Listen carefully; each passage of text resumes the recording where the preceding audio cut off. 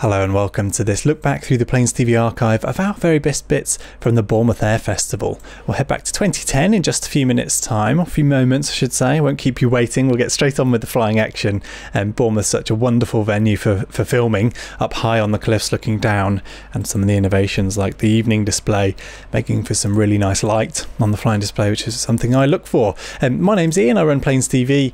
I've been doing these shows each Saturday since way back in March when things got a little bit weird and we weren't going out to air shows, so hopefully this is a small replacement for what would have been an action-packed weekend of flying. We'll progress through the years. We'll start with 2010, as I say. This was back when we were doing lots of shows each year, and it sounds like, I mean, this is a clip from British Air Shows 2010 that year. Lots of shows on that, and all of these clips are available to view. The full programmes are available to view on watch.plainstv.com. That's our PTV on demand service, and you'll hear more about that later. Free trial available at watch.plainstv.com if you like what you see today. Let's get stuck in then with 2010. I'll start with the evening display, and it sounds like we just made it from the Dawlish Air Show the same day, heading along down the south coast there to catch a bit of the evening display, and it's a good job we did. It's spectacular stuff. Next it was a quick dash on to another south coast show at Bournemouth. We just made it from Dawlish in time for the evening show there. Evening shows are becoming especially popular at the seaside. It's a wonderful extra dimension to their events. We go through to a huge run of applause on a big cheer.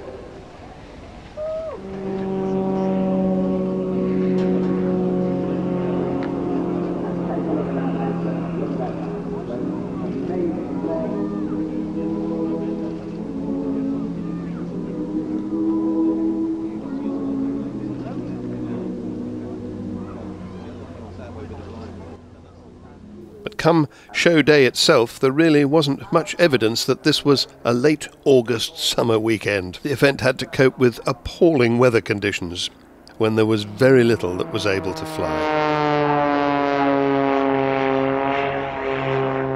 There was one man up to the task though, national aerobatic champion Gerald Cooper in his CAP 232, and he did his very best to reward the audience for sticking it out in the miserable weather.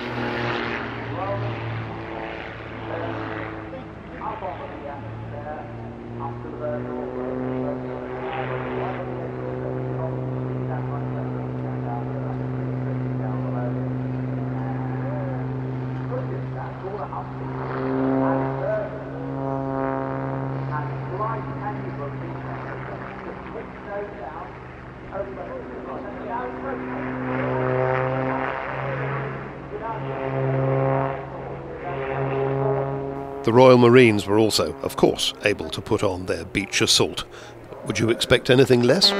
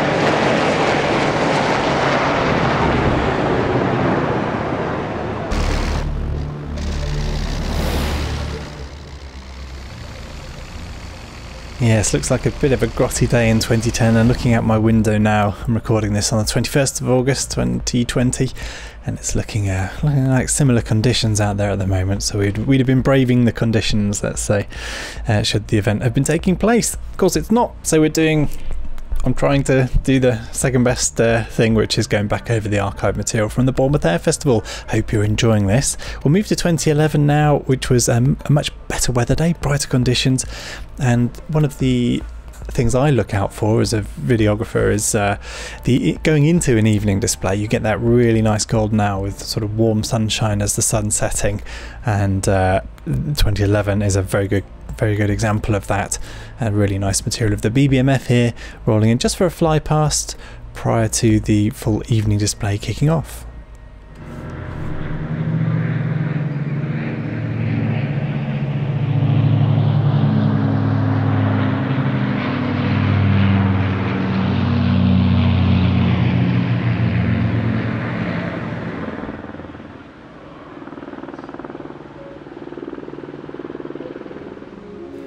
Glider FX, complete with fireworks, open the proceedings.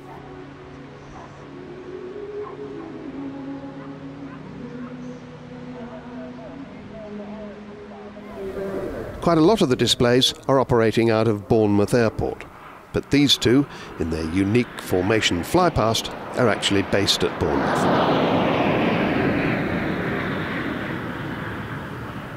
The Sea Vixen is operated by de Havilland Aviation, and the psychedelic Hawker Hunter, Misdemeanor, belongs to Jonathan Whaley's Heritage Aviation. The Sea Vixen's a big carrier-borne fighter from the 1960s. She's quite at home skimming the waves with a big Navy ship nearby.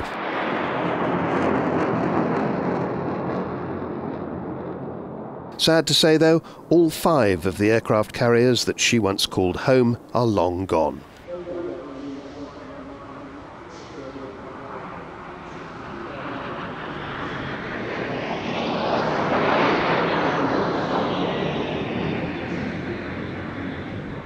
In fact, this is the last Sea Vixen still flying, and that's only thanks to a project that saw 3 of the aircraft converted to target drones.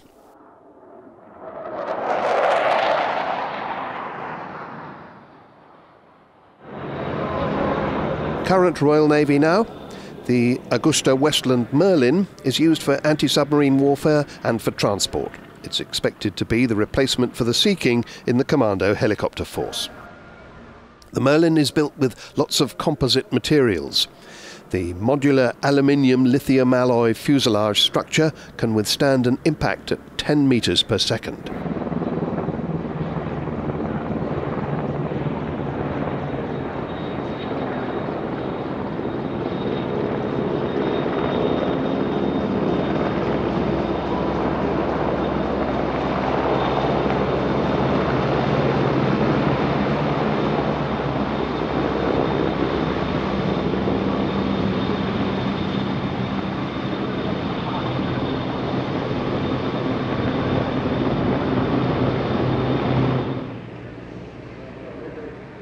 A seaside crowd expects the thrills of the Red Arrows.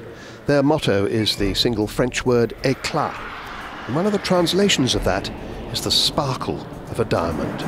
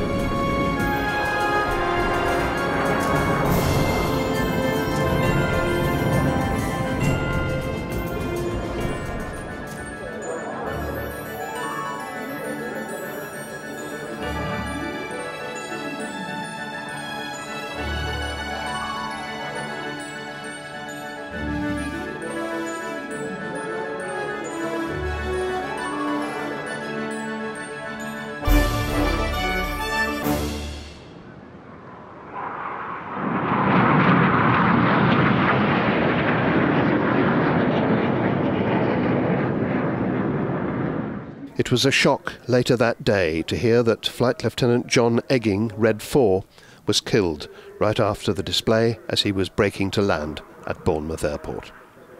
It was the first display-related death in the team for 33 years, which by a sad coincidence was John Egging's age. The courage of his widow Emma moved the nation, and people flocked to contribute to the trust fund that she set up in John's name.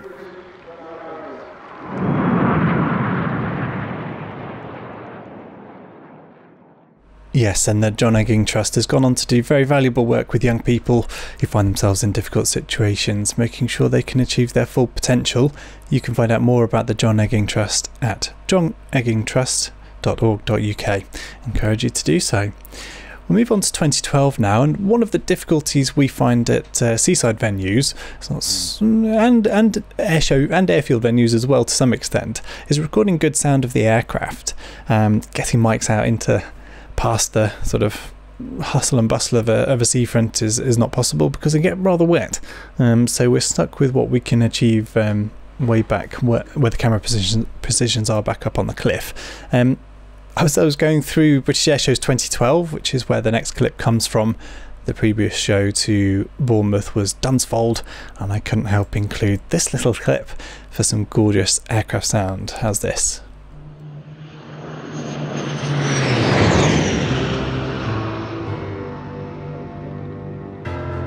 The 2012 Bournemouth Air Show was a poignant occasion.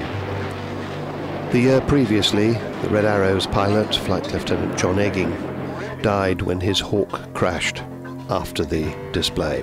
After that tragedy, there was much public feeling, and with the support of John Egging's family, the council ran a competition for school children to send in designs for a memorial. And this is it, on Bournemouth's East Overcliff. It's a fitting tribute, and indeed a fitting location. Spectators get a wonderful view from the displays from here, including views of John's teammates. Their return to Bournemouth was greeted with much applause.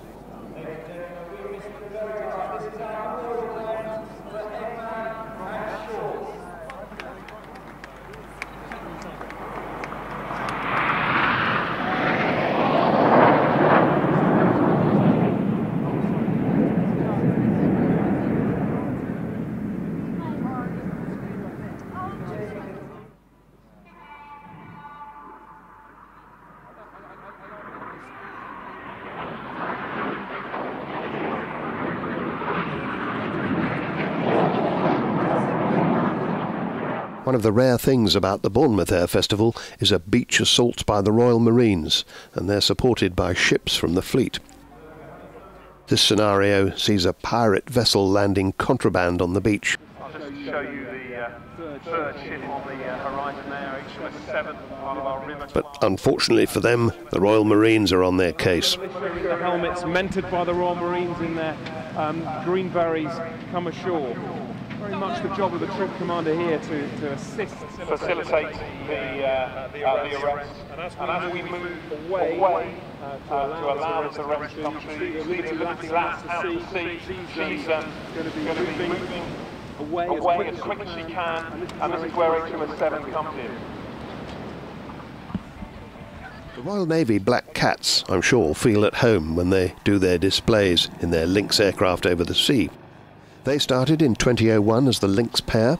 They've been the first official Royal Navy flying display team since the Sharks disbanded in the mid-1990s.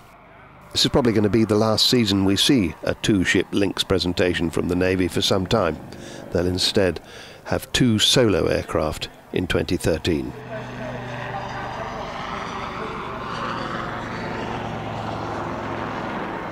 The Breitling Wingwalkers, they're always favourites with the audience. Somehow they're in their element at a seaside show.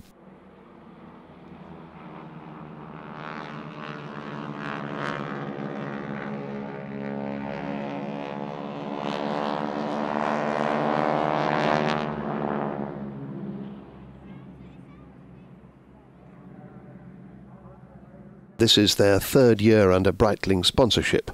Long may it continue.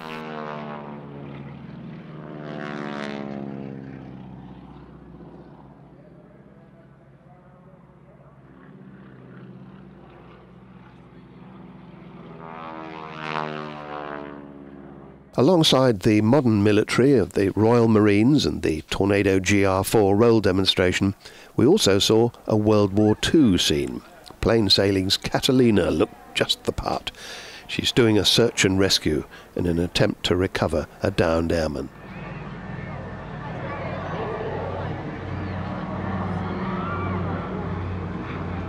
But her efforts are cut short when the ME-109 arrives. Well, it's actually a Buchon, but we'll pretend it's an ME-109. But of course, Spitfire MH434 comes to Catalina's rescue.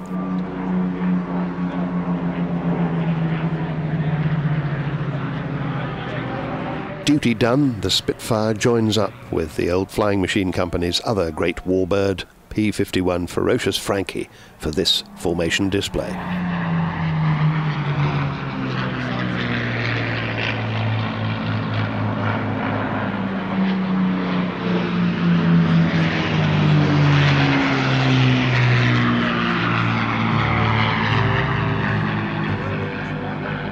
That last pass of the Spitfire and Mustang at Eastbourne in 2012, a good example of why I love it so much. The vantage point up on the cliffs, looking down with the sea beneath or behind the aircraft as they pass beneath us. Superb stuff. And if you're enjoying the material, these are all very small segments out of very long programmes. So we go to very many air shows each year, produce a British Air Shows programme, and all of these are available on our on-demand service at watch.plainstv.com. Do take a look if you're interested. Of course, DVDs and Blu-rays available at plainstv.com as well. Let's get on with 2013, shall we? There's some gorgeous stuff here. Nice evening display from Brendan O'Brien, Pyros on the Cub, and look out at the end for the Sea Vixen and some gorgeous evening light. Similar to the very final display that we'll show you on this video, which is the Typhoon in 2019. Really gorgeous light on that, and I don't know, it makes a huge difference to me as a video producer, and I hope it does to you as a viewer too. There's an onboard camera with that Typhoon display at the end of the video as well. Let's get on with 2013, shall we? Kicking off, I believe it's the Royal Marines, a bit of evening, and we've got the Tiger's wingsuit as well. Let's take a look.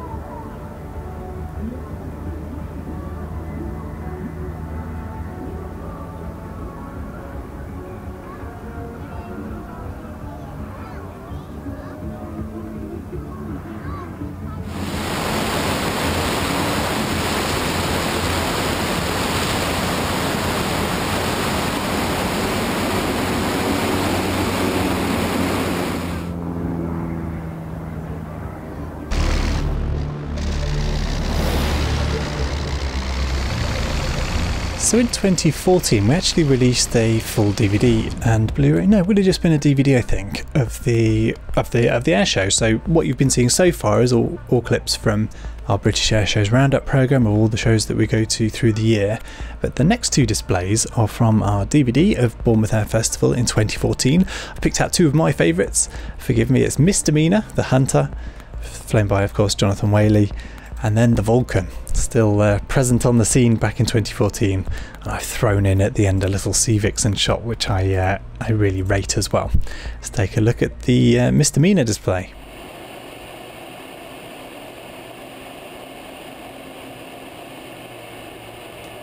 So as he pulls up, you can see those swept wings, the swept lines, the wonderful jet propulsion, that early evolution of the aircraft, that wonderful 35-degree sweep. John Whaley managed to incorporate that re-entry design, also incorporating the stars of the Zodiac for all his family. The work took some 4 nerve-wracking weeks to get the colours and painting right, but I think you agree, ladies and gentlemen, finally the aircraft looked perfect. It's been flying in the sky since 1999.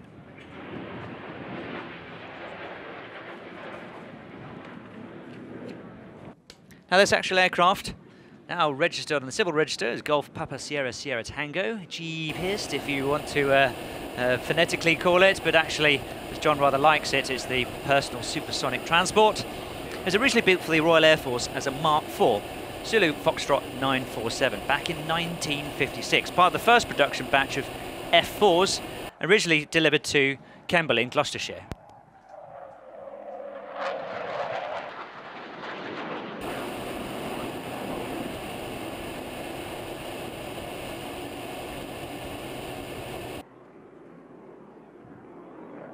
After entering into service, it began active service with No. 3 Fighter Squadron at RAF Geilenkirchen in Germany as part of the 2nd Allied Tactical Air Force.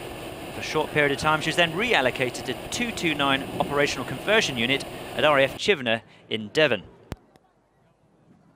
Once her career with the Royal Air Force was over, transferred to the Fleet Air Arm as a ground instructional airframe for ground apprentices and engineering purposes, and then placed up for disposal, which is then converted by Hawker Siddeley for service with the Swiss Air Force.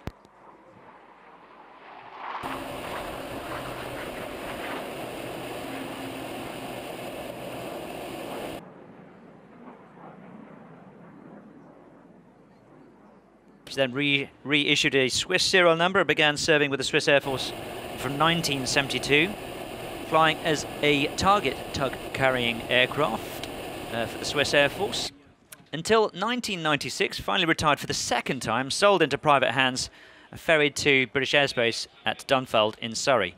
Only some 1,600 hours on the airframe.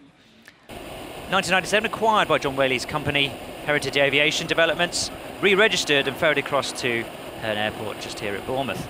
Restoration was completed by 1998, given the spectacular paint scheme that we spoke about earlier, and it's been dazzling and wowing display crowds and crews throughout the display season ever since. John Whaley himself, very interesting character, stalwart of the aviation community, really joined the Fleet Air Arm, inspired by his father, who's a Royal Navy engineer. John Whaley was flying the Sea Vixen, the FAW2, which is also qualified to fly. Lovely pass coming up now again.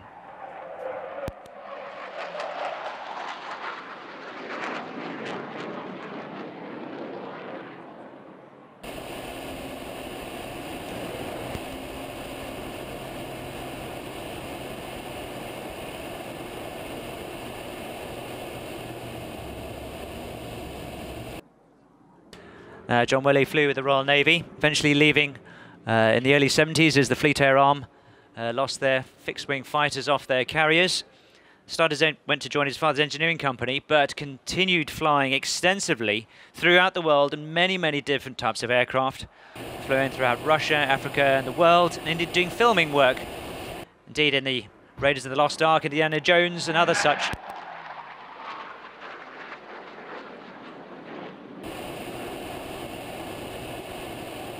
Jonathan's flown some 100 aircraft types. Earned the nickname Flapjack whilst in the Navy. He was a rather enthusiastic, shall we say, Royal Naval pilot, and had a habit of bending the aeroplanes a little bit, especially during air combat, and dropping the flaps. Gave him extra turning circle, bit of extra oomph. Not very popular with the engineers when he actually bent the aircraft and had to fix, not once, but twice, 2 sets of flaps. And so his boss got him to fix it himself, and he rather earned the nickname Flakjack. But I know John would be greatly appreciative to know that the Marriott are bringing this display to you. He's very grateful for the Marriott supports here at Bournemouth. But I think now John's just slowing down now for what looks like a slow speed pass. I think it's also an ideal opportunity because he's going to be popping the canopy, moving it back, waving out the window. So I think now's the time, ladies and gentlemen. Get your cameras at the ready, get your waving arms, get them waving. And let's give John Whaley a big wave and a cheer. Slow speed pass, photos and waving. Hooray! Thank you, John.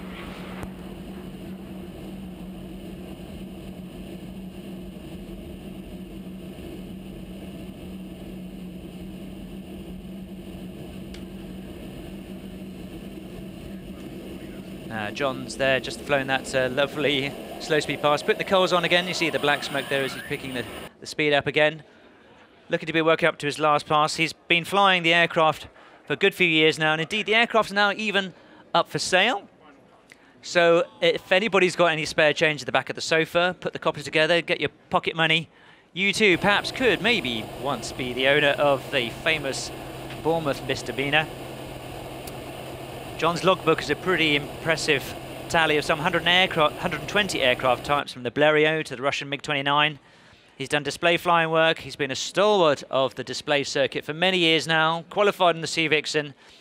And indeed, he still absolutely loves. He had his nearly best favourite display day, flying the Sea Vixen and misdemeanor yesterday. But for the last pass, the high-speed pass, ladies and gentlemen, the wonderful John Whaley in their beautiful misdemeanor.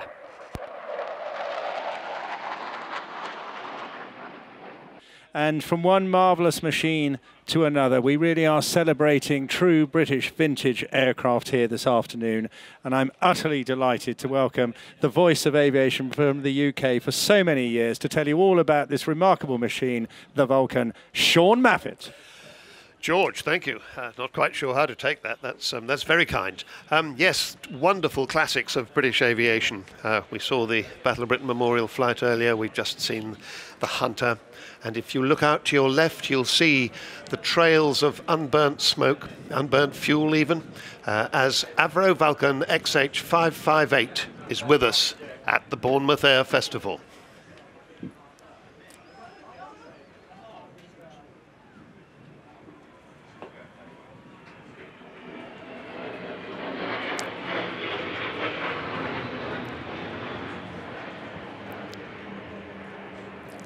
Now, you thought she was going to make a lot of noise. She can tiptoe up on you and go by quite quietly. We shall get the noise later. That is all in the hands of the man flying her today, Kev Rumens. Sitting alongside him as co-captain Bill Perrins. And the third person on board is the air electronics operator, Jonathan Lazari, down the back of the aircraft. So there she is, that absolutely classic shape, designed by the same man who designed the Lancaster. We saw the Lancaster earlier, typical World War II propeller-driven aircraft. This was designed only 5 years later. It flew only 11 years after the Lancaster first flew. 1941 for the Lancaster, 1952 for this aircraft, and yet they might have come from different centuries.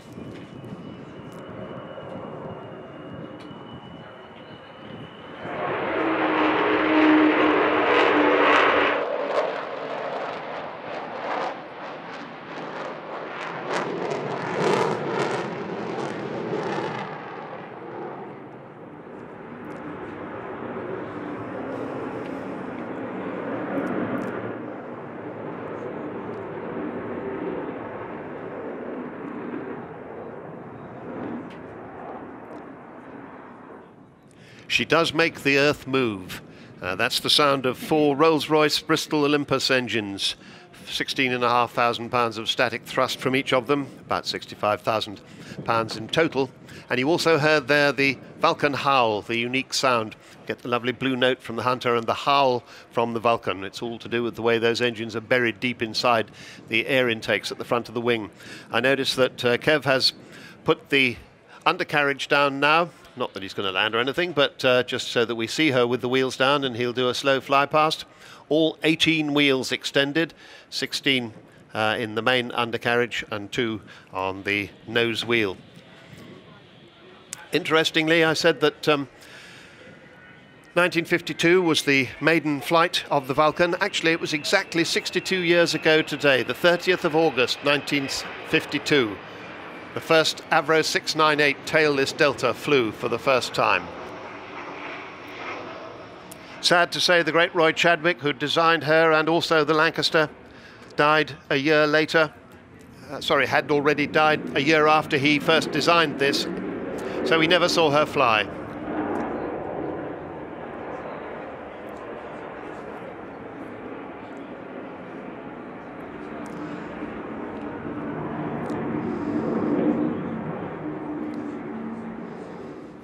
So she was really designed to be highly maneuverable at high and low speeds, just subsonic, this aircraft, not supersonic. Look underneath and you will see the bomb bay opening as she comes by. That's the huge bomb bay, that is the heart of the bomber.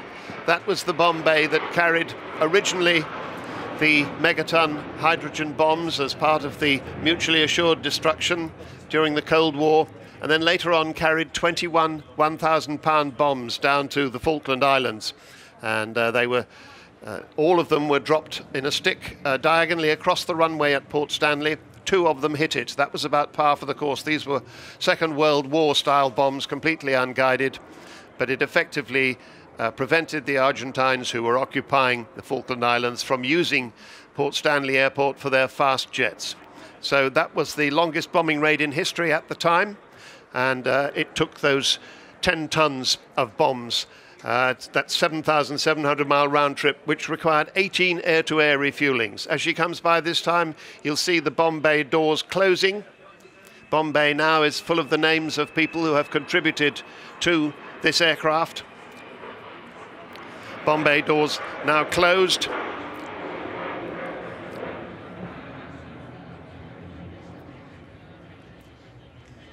This will be her final pass, I believe. She'll come by sort of medium speed.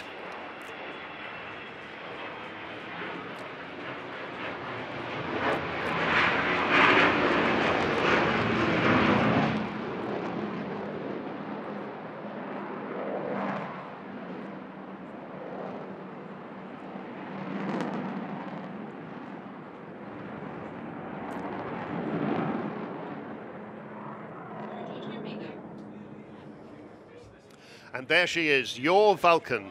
She belongs to the British people. She has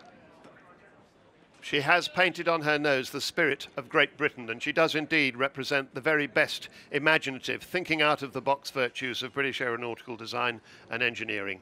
And there she is.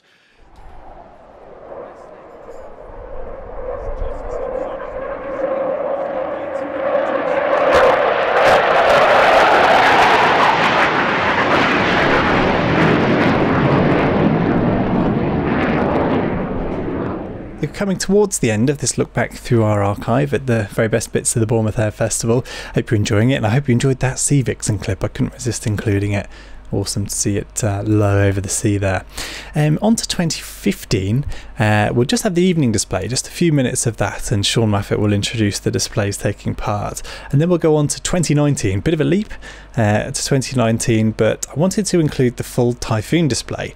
It's really gorgeous lighting conditions, and the guys, we did a swap of material with the guys for their onboard material, and it makes for a really nice sequence. I've even included his full landing at the end, so stick around for that. That's coming up in just a few minutes' time. Bournemouth is another seaside show that places great emphasis on their evening flying display. Taking part this year was Brendan O'Brien and the Fireflies, the Red Devils Army Parachute Display Team, and Aerosparks with their Grob 109 powered gliders.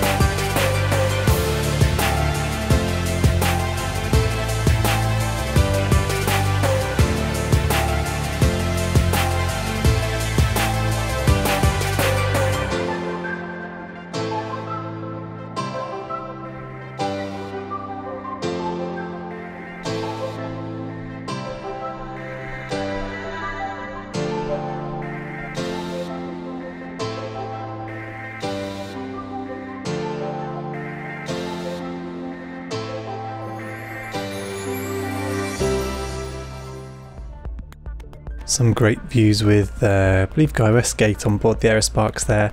Interesting, must make it challenging, the throttle position up on the instrument panel there, but doing an excellent formation routine despite.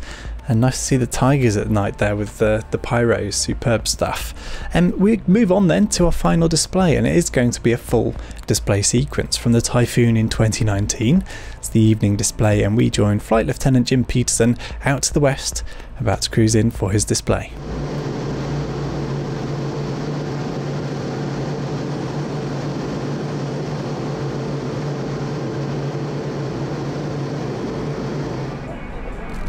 Every flight video I saw.